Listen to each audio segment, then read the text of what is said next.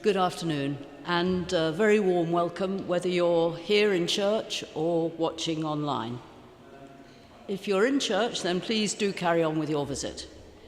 My name is Catherine Waddams. I'm a lay minister here, and this is our weekly reflection. And today, I want to start by talking about communities. I wonder what community you feel part of. The street where you live, perhaps.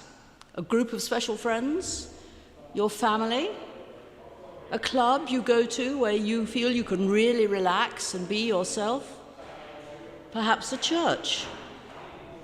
These are all communities. They may meet online or they may meet in the flesh for very different reasons. Yesterday evening, a group of churches explored some information about the area around their own church, which would tell them something about that community. As you may know, the Church of England is based on the parish system, and everywhere in England belongs to a parish. St. Peter Mancroft's parish, jointly with St. John Maddermarket, stretches from here down northwards in this direction to the market and includes the city hall and goes down to the river. Doesn't have a huge number of residents. But central and local government and some charities don't use the same parishes that the Church of England does, but divides the country up into several small areas. They have the trendy title of a lower layer super output area, an LSOA. And each of these contains about 1,600 residents. These aren't the same as parishes, but they can tell us something about the area where each church is based. And just to add further confusion, to let you know these aren't the same as wards, which are also the basis for some policy decisions and of course for elections to local councils.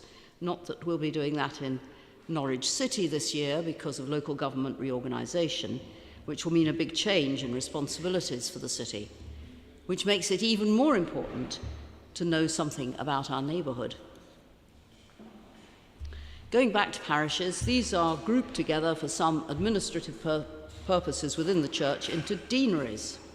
And this church belongs to one of the 3 deaneries in Greater Norwich and includes 17 parishes.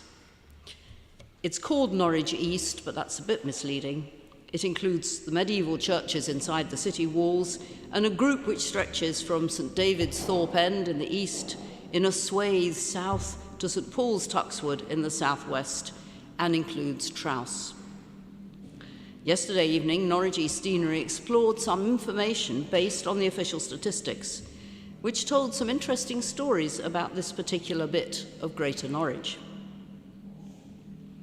The first thing we noticed was that in the city centre, there are often 2 or 3 churches in the same government-defined area, though each church has its own parish. For example, the lower layer super output area, the LSOA, around this church also includes St. Stephen's Church and St. Giles Church. In terms of deprivation, this LSOA is slightly more deprived than average in England. I think that's a contrast with our parish, which I suspect is less deprived than average, and also a contrast with Mancroft Ward, which has high levels of deprivation, because these are all different geographic areas, even though Peter Mancroft may be in all of them. The deprivation measure for each of these LSOAs is constructed of several factors. Of these factors, crime presents the most deprived aspect of this area. Only 1/10 of other areas in England score worse for crime. In contrast, the residents of this area have above average income. And I don't think on reflection either of these is surprising for a city area.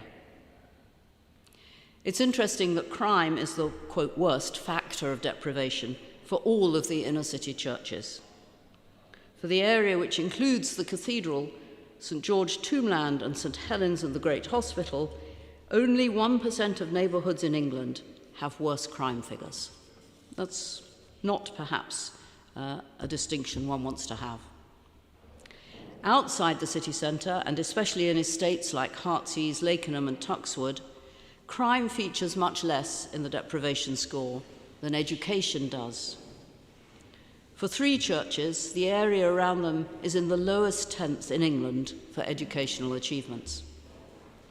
And it is in these areas that overall deprivation scores are worst.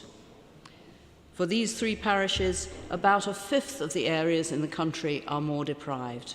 4/5 are better off on this overall deprivation measure. Trouse, however, provides a mirror image, with 20% of neighbourhoods more privileged overall, 1/5 more privileged, and 4/5 less privileged. Like any city, like any part of it, different neighbourhoods have different characteristics and therefore different challenges. Why should this matter to churches? Well, many Christians are motivated by Jesus declaring that he had come that everyone might have life in all its fullness. And for me, that is the centre of the gospel story. While it doesn't require privilege to have life in all its fullness, it's hard to reach your potential if there aren't opportunities for education and there is fear of or experience of crime. And Jesus gave us 2 commandments: to love God and to love our neighbour. These local areas are literally our neighbourhoods, where we can express our love for God through our love for the neighbours who live there. Of course, churches have traditionally been involved, indeed have pioneered health and education offers, provided housing for elderly people in almshouses, offered social support in their areas, long before national and local government took these responsibilities over. I'm missing a page. So I shall try and remember what it said.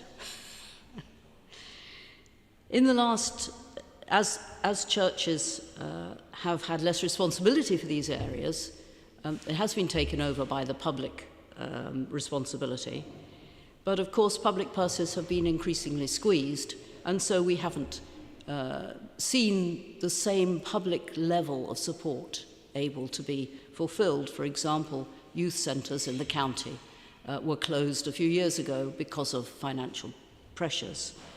And churches have tended to step into the breach of this gap where the public purse can no longer afford to support these areas. There have been a couple of surveys in Norwich, one in 2003, one in 2016, which showed the extent of church involvement in social action.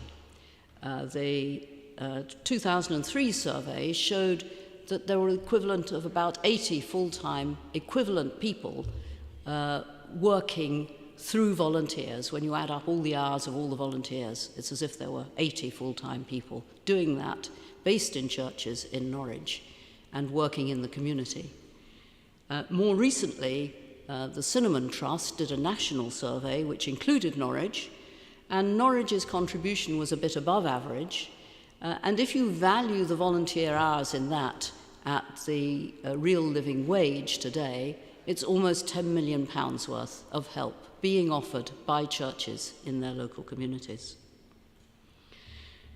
Churches have found it more difficult to contribute, as all voluntary organisations have since the pandemic. Various structures have been difficult to rebuild. But nevertheless, it's something where we know that churches are involved. We know that St. Stephen's, for example, opens its cafe on weekdays, welcomes all people there. Recently, a new debt advice centre has opened in our own Chantry Hall. And there's something else special about churches, which is that we can pray for our neighbourhoods too, as we do formally here each Monday and Friday at 1:00 in our prayers for the city, in our prayers and in our outreach to people who live and work here, who play here, who enjoy themselves here, who shop here. In all these ways, we can obey Jesus' command and love our neighbourhoods. And we're hoping to have more information about what goes on locally from exploring what happens in churches, so that we can encourage each other, we can spot opportunities to do more, and we can understand the ways in which we are indeed showing God's love for the people who live, who work, who shop, who play in the areas in which our churches are based. Thank you very much for listening, and every blessing for the rest of your day.